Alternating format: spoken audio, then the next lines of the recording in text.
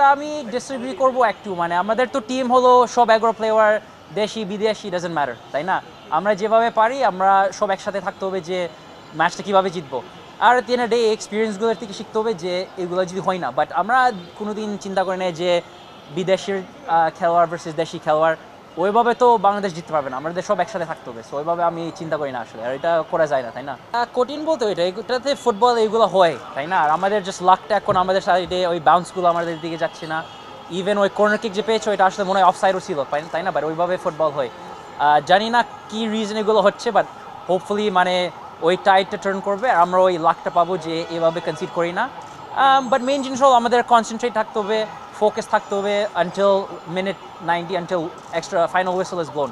ওইটার জন্য আমাদের একটু কনসেন্ট্রেশনটা বাড়াইতে হবে আর রেডি থাকতে হবে। আর আসলে আমরা যে লাস্ট 3-4-5 ম্যাচ যে খেলছি, বেশিবার ছিল না যে আমরা লিডিং পজিশনে ছিলাম। সো ওই এক্সপিরিয়েন্সটা এখনও পুরো পায় নাই যে আমরা যদি 1-0 জিততেছি, 2-1 জিততেছি, ম্যাচটা কীভাবে ক্লোজ আউট করবো, মানে ট্যাকটিক্স কি চেঞ্জ করতে হবে, একটু মাইন্ড গেম খেলতে হবে অপোজিশনের সাথে, টাইম ওয়েস্ট যদি করে যায় এরকম, ওইগুলো আমরা এখনও শিখে নাই। আস্তে আস্তে আরও শিখবো যে এক্সপিরিয়েন্সটা পাবো আর জিততে পারবো।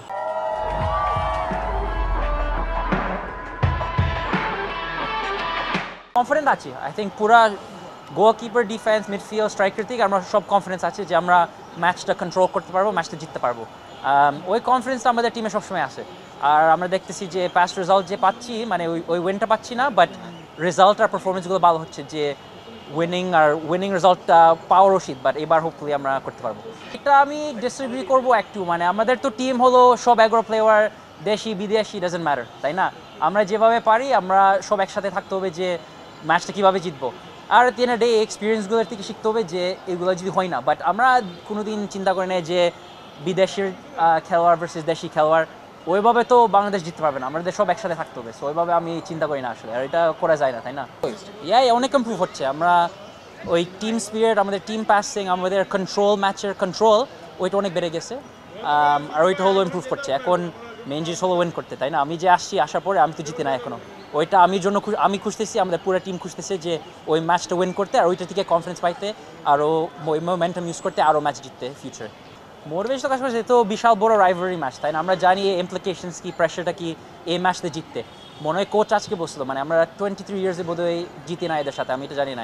আর আমরা মানে এশিয়া কোয়ালিফিকেশনে, ওয়ার্ল্ড কাপের কোয়ালিফিকেশন জিতি না এখনো।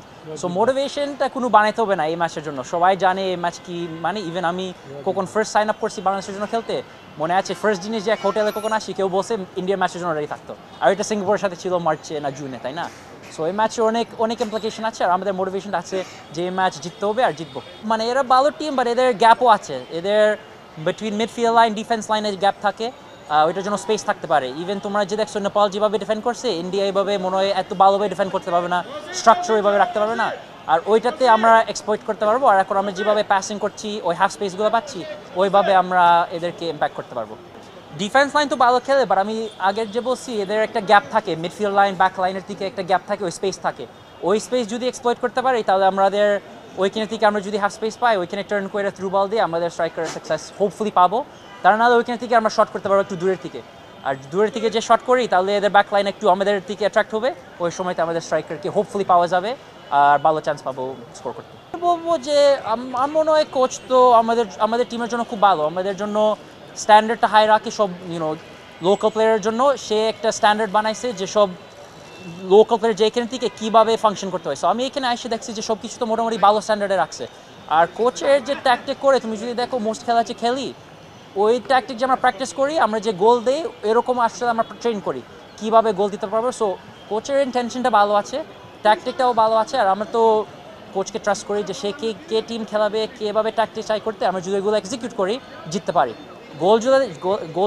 গোলগুলো যে দিচ্ছি ওইগুলো সামটাইমস কোচিংয়ের কোনো সমস্যা না, ওইগুলো ইন্ডিভিজুয়াল মিস্টেক্স হয়, কালেক্টিভ মিস্টেক্স হয়, জাস্ট ভুলের মোমেন্ট, কনসেন্ট্রেশনের জিনিস। সো ইন্ডিয়ার ম্যাচটা বলতে এটা বড় ম্যাচ, এটা আমাদের জিততে হবে। আর হোপফুলি আমাদের এই ম্যাচটা যদি জিতে, এই নেক্সট বছরের জন্য আমরা সেট আপ করতেছি যে বাংলাদেশ আরও ভালো করতে পারবে ফিউচারে।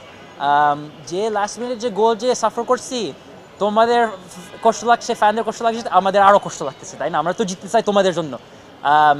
সো আমরা জাস্ট কথা বলতেছি কীভাবে এই মোমেন্ট প্রিভেন্ট করতে। এখন একটু বেশি হয়ে যাচ্ছে, মানে এই চান্সগুলো যে আমরা অপোজিশনকে দিচ্ছি, বাট এটা চেষ্টা করে দিচ্ছি যে এটা হলো ট্রেন্ড যে হবে না আর। সো আমরা হোপফুলি এই ম্যাচে পুরো কমপ্লিট পারফরমেন্স দিতে পারবো 0 মিনিট থেকে 90 মিনিট এক্সট্রা টাইমের জন্য, তারপরে যে আমরা এই সমস্যা এই জিনিস হয় না আর আমরা ম্যাচটা জিততে পারি সুন। এই ম্যাচে হোপফুলি এই টিউসডে ম্যাচে আমি তো আসছি, আমার খুব ভালো লাগে আসতে, কম্পিট করতে, এদের সাথে খেলতে, আমার টিমমেটের সাথে বাংলাদেশকে রিপ্রেজেন্ট করতে।